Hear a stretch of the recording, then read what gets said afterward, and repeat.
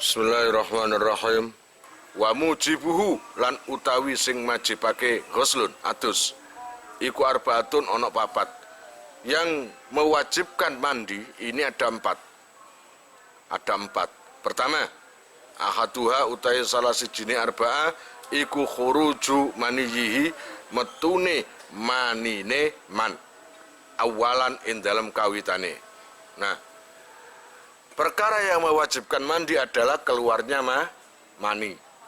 Keluar mani itu harus cerot-cerot, ya, cerot. Loh, gitu memang. Itu tandanya mani dengan air biasa, dengan kencing itu beda. No kencing kan serot, gitu ya. Tapi no mani, mesti dul. Iya apa enggak? Iya, mani gitu, cerot. Nah, yang menyebabkan wajib mandi adalah cerot yang pertama. Bukan yang kedua, bukan yang ketiga. Katakanlah gini, kamu kumpul dengan istri. Ya toh? Apakah semalam kumpul 3 kali harus mandi 3 kali? Ya enggak. Ya cuma 1 kali aja. Setelah kumpul, kamu mandi, kumpul lagi sama istri, ya harus mandi lagi. Tapi kalau dijamak, jam 12 sampai subuh sampai 40 kali, sangar kon yo. Mbok iku jamu apa sing digawe? Maka 40 kali keluarnya mani sama istri enggak masalah. Mau ibadah tambah ganjaran, ini apa enggak? Lah, mandinya berapa kali? 40 kali? Enggak, cuma 1 kali. Mulane nang kene khuruju manihi awalan ing dalam kawitane utawa ing dalam awale. Wa yurafulan den ngerteni utawa den weruhi apa mani bi akhati khawasihi kelawan salah sijine pira-pira tandane mani. Asalasi kang telu. Mani itu apa sih? Mani adalah yang memenuhi 3 kriteria. Itu mani.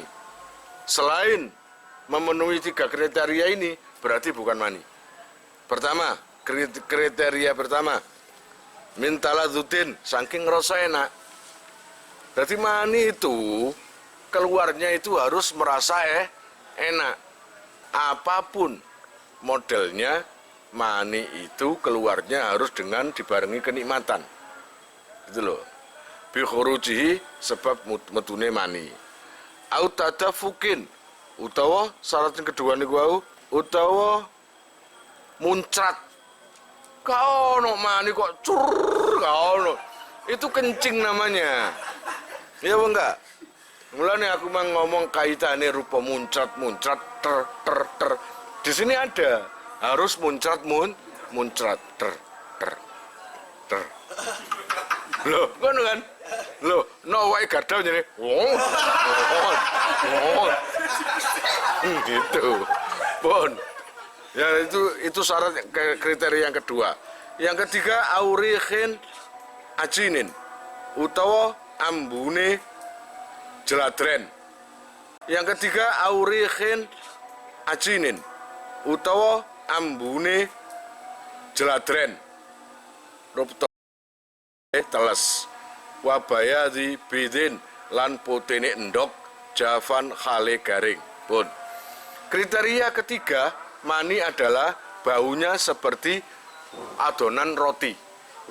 Kemudian warnanya atau bentuknya seperti putihnya telur. Paham ya? Kalau nggak ada kriteria 3 itu tadi, bukan cut, bukan, tapi cut. Nah itu kencing. Gitu loh ya. Atau nggak ada gitunya. Tiba-tiba keluar air putih yang kental. Itu mazi namanya. Bukan mani. Fa'in fukidat. Mongko lamun den sepeake. Apa hadhil khawasu ikilah pira-pira tetenger. Falahuslah mongko ora ana adus iku maujud. Naam, iya, apa sidawuh falahuslah. Ciri-ciri mani itu ada 3. Yang pertama, keluarnya dengan kenikmatan. Yang kedua, muncrat. Nah, yang ketiga, aurikhin ajin, rutaban. wa bayadhu bidin jafan. Yang ketiga, cirinya mani adalah baunya seperti adonan roti yang basah dan putihnya seperti putih telur. Apabila kering akan masih menempel di pakaian, kering seperti putihnya telur. Nah, kalau tiga syarat tadi tidak dipenuhi, fa in fuqidat hadhil khawas falahusla na'am falahusla.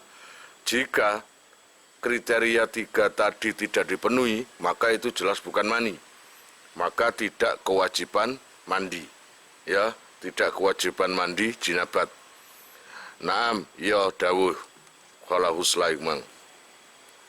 Lausaka lamun mamang sapa man fi syai'in ing dalem suwiji-wiji amaniyun apa ta iku mani huwa utawi syai' ngono ya kene au madhiyun utawa madhi. Jika kamu itu ragu, di sarung kok basah, kelihatannya mani, tapi kamu ragu, iki mani tak kena cipratan putih endok atau ya apa, kamu ragu antara mani atau madhi atau lainnya, maka apa yang harus dilakukan? Takhayyara, mongko dikenaake milih. Jadi kamu boleh memilih. Kamu terserah milih yang mani atau madhi atau lainnya. Terserah mana yang kamu yakini. Lah, walaupun milihnya saya naik dewi. Walau bitasahi lan senajan milihnya kelawan sak karepe dhewe iku. Fa insya mongko lamun kersa sapa seman. Terus ja'alahu mongko ndadekake sapa man ing syai' ndadekake manian ing mani. Nengoten waqtasalah lan adus sapa seman au madhiyan utawa ndadekake ing madhi. Wa ghasala lan masuh sapa seman ing madhi. Wa tawaddaa lan wudu sapa seman. Masih berlanjut seperti itu tadi. Kamu ragu, sarung kamu itu basah. Kamu ragu ini mani atau madhi atau lainnya apalah. Maka pilih aja salah satu yang mantap. Walaupun milihnya kamu itu sakarepe dhewe, wis gak lapung ini mani. Paling itu nih mukhlis, ya kan? Saya naik dewe. Nah, jika kamu karep dadekno mani, kalau kamu hendak atau menjadikan basah di sarung itu sebagai mani, maka konsekuensinya adalah mandi. Harus mandi, kamu milih mani. Oh, iki mani, maka mandi. Atau lebih ringan, kamu menganggap itu bukan mani, tapi madhi. Maka nggak mandi, tapi cukup dikeringkan atau dibasuh, disiram dengan air, dibasuh, lalu wudu. Kalau memang mau sholat, ya harus wudu, gitu loh. Walau ro'alan lamun ningali sapa man, manian ing mani, mujaffafan khali garing, ngono ya kene, utawa mujaffifan khali garing, fi nahwi thawbihi ing dalem sepadane pakaiane man. Lazimahu mongko wajib ingman opo al-ghuslu utawa opo al-ghuslu adus. Jika kamu itu melihat mani berada di pakaianmu, entah itu baju atau sarung, yang jelas-jelas mani ini kamu nggak ragu, memang oh iki maniku dewe, gitu ya, katakanlah begitu. Karena sudah kering dan kamu yakin itu mani, maka kewajiban kamu adalah mandi. Kewajiban kamu itu mandi. Kemudian wa i'adatu kulli salatin lan baleni saben-saben salat tayaqqanaha kang ngiyakinake sapa man ing salat badahu ing dalem sawise mani malam yahtamil selagine ora memper adatan ing dalem pengadatane apa kaunuhu anane mani iku min ghairihi saking liyane man. Jika kamu itu tahu di sarung kamu ada mani dan ini waktunya maghrib, maka biasanya menurut pengadatan kamu, saya ini keluar mani biasanya malam. dengan istri. Berarti ini ketahuan maghrib. Lah, tadi sholat itu gimana saya? Maka sholat yang sebelum keluar mani, sebelum tahu mani itu tadi, tahu ada mani, dibaleni sebayangi. Berarti kalau kamu itu malam keluarnya mani, tahunya maghrib, berarti sholat yang nggak sah adalah subuh, duhur, asar. Ya itu harus diulangi. Tapi semestinya harus mandi dulu kamu. Karena apa? Mensucikan jinabat kamu. Kecuali malam yahtamil adatan kaunuhu min ghairihi. Kalau kamu itu punya pikiran lain, ini bukan mani saya ini. Saya kira saya nggak kumpul sama istri. Saya juga nggak berbuat maksiat. Saya juga nggak ngeluarkan mani atau apapun. Berarti iki wae garda iki. Ya, kamu yakin itu maninya orang lain, maka beda sudah. Jadi nggak usah ngulangi sholat. Karena apa? Yakinmu bukan punya kamu. Paham kira-kira ya? Wasani halan utawi nomor lorone arba'ah. Iki bahas apa sih? Perkara yang mewajibkan mandi. Nomor 2, perkara yang mewajibkan mandi adalah iku dukhulu hasafatin, malbune hasafah qadriyata utawa kira-kirane hasafah min fakitiha saking ngungsing kesepen hasafah walau kana lan senajan to ana apa hasafah iku min zakarin saking zakar maktuin kang den putus kang den pedhot au mim bahimatin utawa saking raja kaya au mayitin utawa mayit malbunang farjan ing farji kubulan iku kubul anane au tuburon utawa tubur walau li bahimatin lan senajan iku kaduwene bahimah raja kaya utawa hewan kasamakatin kaya dene iwak loh au mayitin utawa mayit wala yu'atu lan ora usah dibaleni apa ghusluhu aduse mayit ling kita itaklifihi krono ora anane utawa krono putuse sifat dan perdi-perdi mukalafe. Nomor 2, yang mewajibkan kalian mandi adalah masuknya zakar ke farji. Kalau suami memasukkan zakarnya ke tempat istrinya. Aku nggak bahas laki atau perempuan, ini harus suami dan istri. Menurut walaupun yang namanya zakar punya laki itu terputus. Kalau seumpamanya terputus, dikira-kira saja. Kayak dene nawe busro sak gegeman. Nawe mukhlis sak kentol. Sing wae garda sak jentik. Dikira-kira saja dan itu panjangnya seberapa? Kalau walaupun ada sedikit tapi dimasukkan ke farji, ke anunya perempuan, maka hukumnya sudah wajib mandi. Nah, walaupun kamu masukkan ke farjinya hewan, seperti kalian mau Idul Adha dibeleh sing wingi lak mukhlis ngono. Tertarik dengan kesemukan kambing gitu. Lalu kira-kira Busro mengambil pisau, teman-teman lagi kora-kora, nah kesempatan. Saumpamanya mukhlis ternyata ya begitu itu, wik-wik ya. Wik-wik. Apakah dengan menjima atau memasukkan zakarnya ke farjinya kambing itu tadi tidak wajib mandi? Wajib. Lah terus kambingnya, yuk gak wajib posok kambing konatus. Nggak wajib no kambingi, tapi manusianya yang wajib mandi.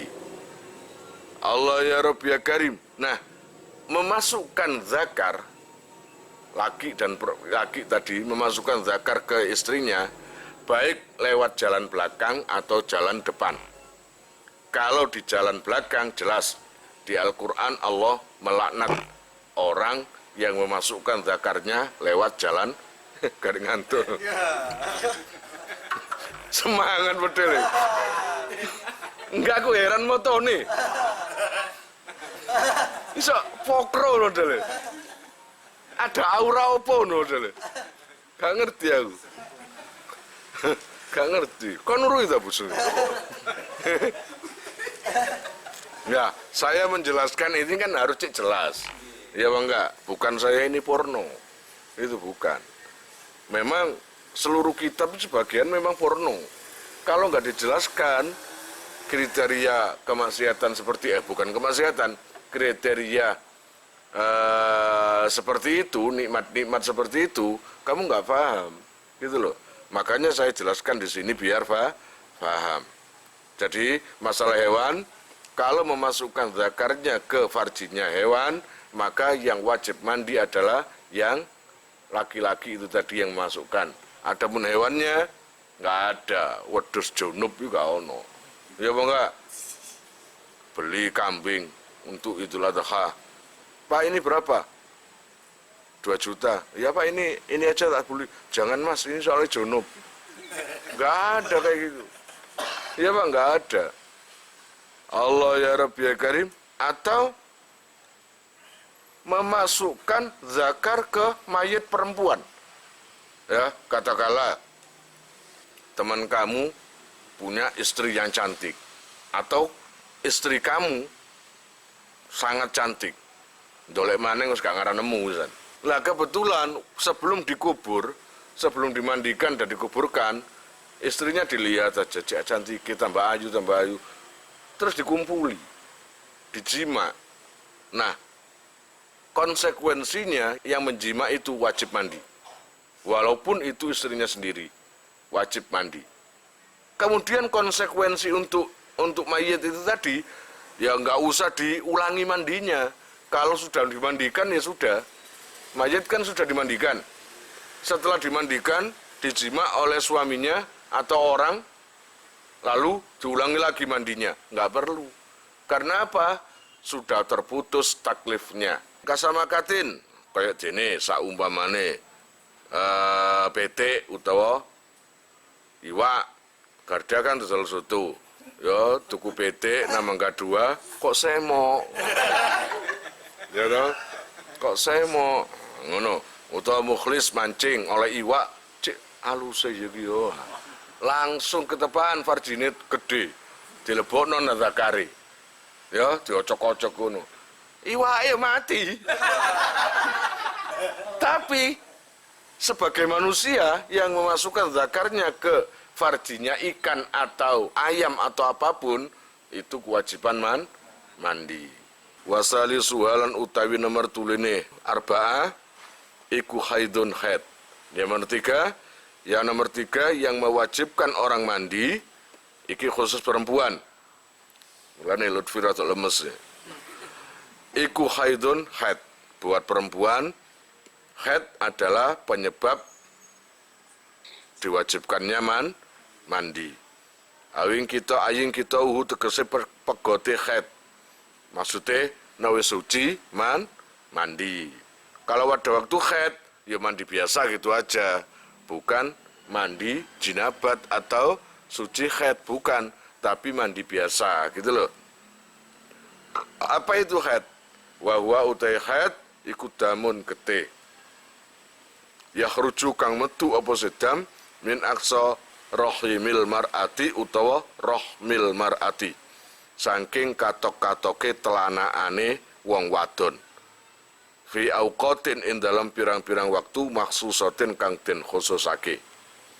Yang dinamakan haid adalah darah yang keluar dari katok-katoke telanaan. Terus gak ngerti aku kan duwe iku gitu. Hanya perempuan yang bisa menjelaskan di ujungnya apa atau pangkalnya apa darah itu keluar di situ.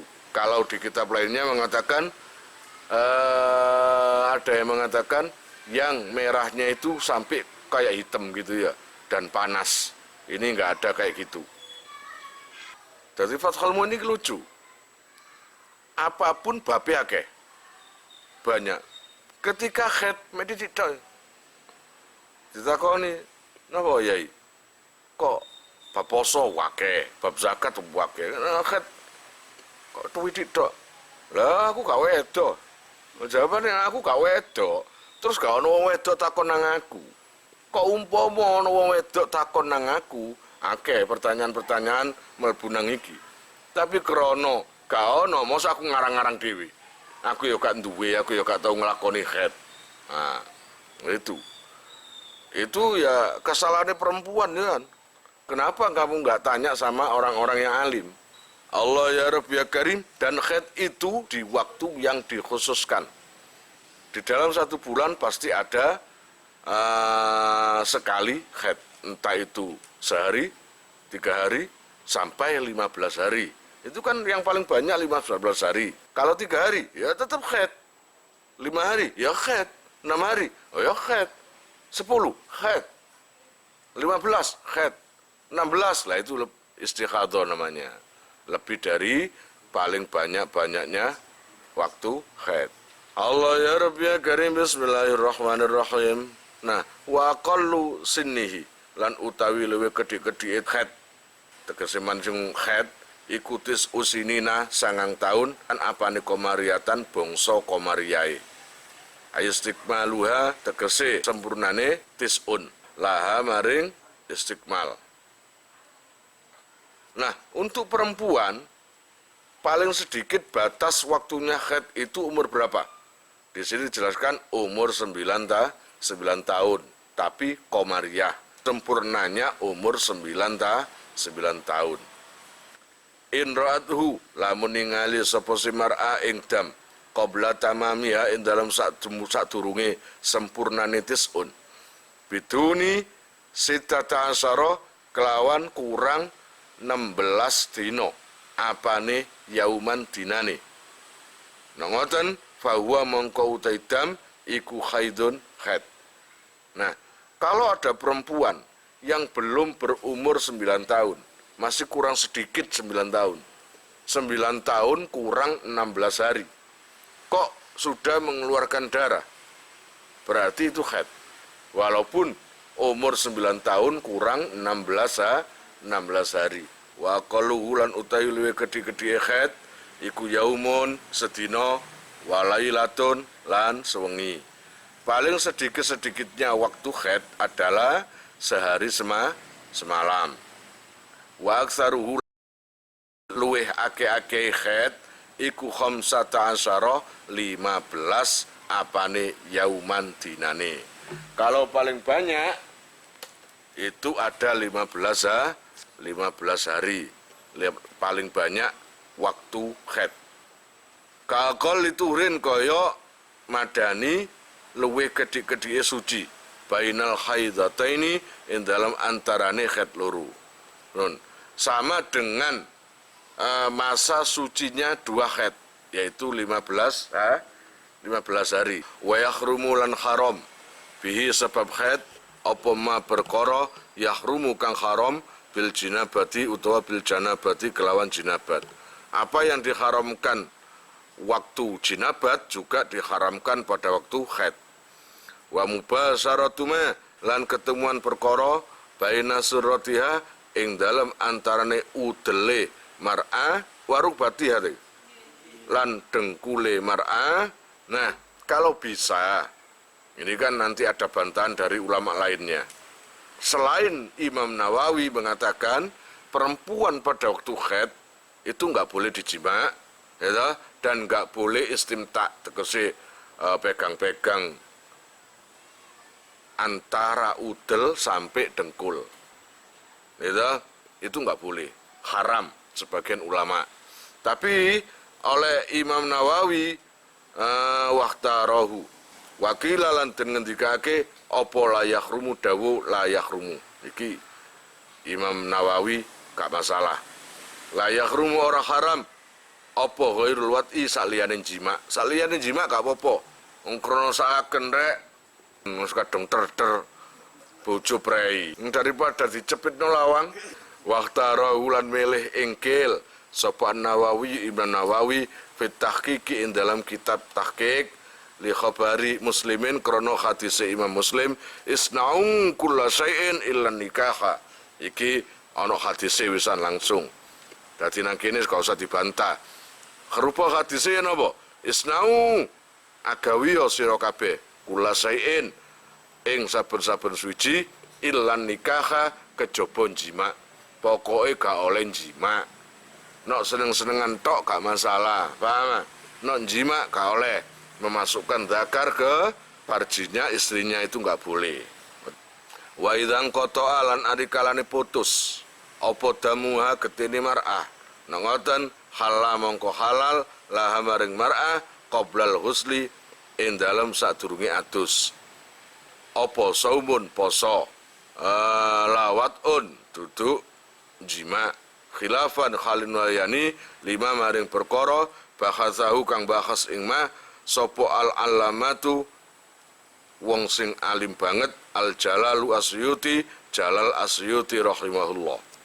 Apabila darah haid itu sudah berhenti, ya sudah berhenti kan harus ada kepastian itu sudah suci atau memang berhenti.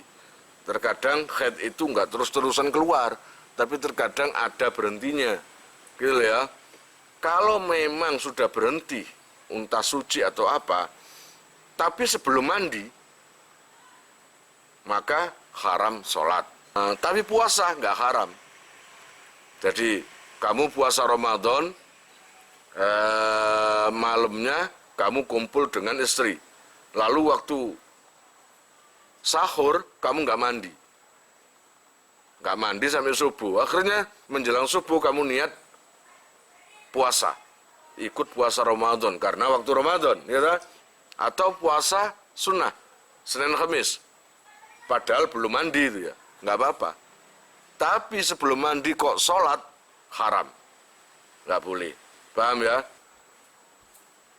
Warobi uhalan utawi nomor papate arba'ah iku nifasun nifas. Nomor papate yang mewajibkan mandi adalah nifas. Ayin kita tegese putuse nifas. Wahua utai nifas iku damu haidin getih mustamiun kang kumpul yakhruju kang metu apa sedam ba'da faraghi jami'i rahmi ing dalem sakmarine kosonge sekabehane rahim utawa telanaan.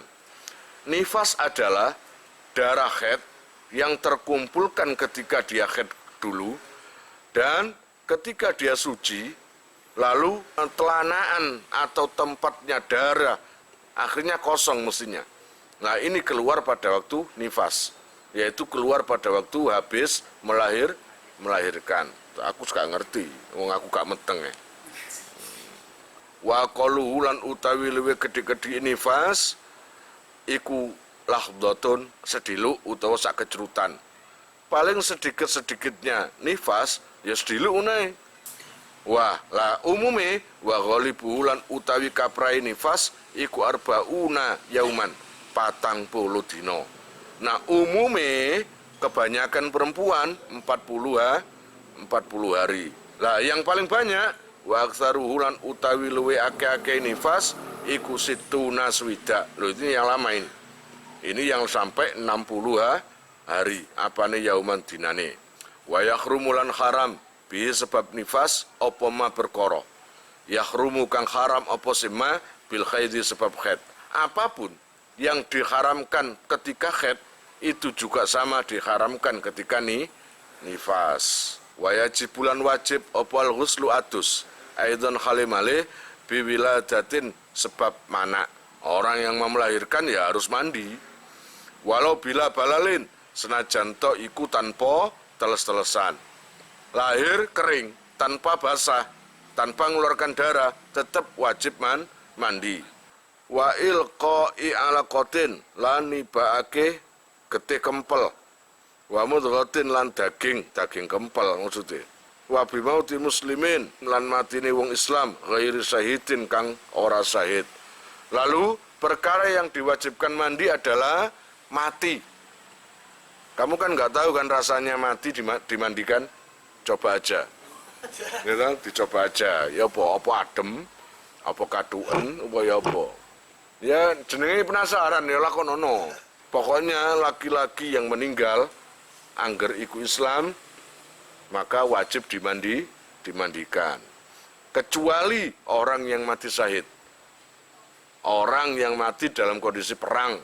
Seperti kamu ikut perang dengan Kanjeng Nabi, perang Badar, perang Uhud, karena mempertahankan keimanannya. Gitu loh ya. Wallahu a'lam bishawab. Kalian jika mau nomor HP kalian tak simpan di memori HP saya, SMS aja ke nomor saya dengan mengetik nama, asal, itu aja. Nanti saya save. Lalu nanti akan terhubung ke WA saya. Insya Allah akan ada pemberitahuan, perkembangan tentang NR atau ada video baru atau apa. Biasanya saya umumkan di status WhatsApp ya. Buat para donatur, saya sangat terima kasih. Insya Allah barokahnya, manfaatnya akan sampai pada kalian dan menjadi jariah nanti. Dan akan lestari terus sampai kalian meninggal itu nanti. Jangan khawatir, nama kalian tidak akan saya lupakan.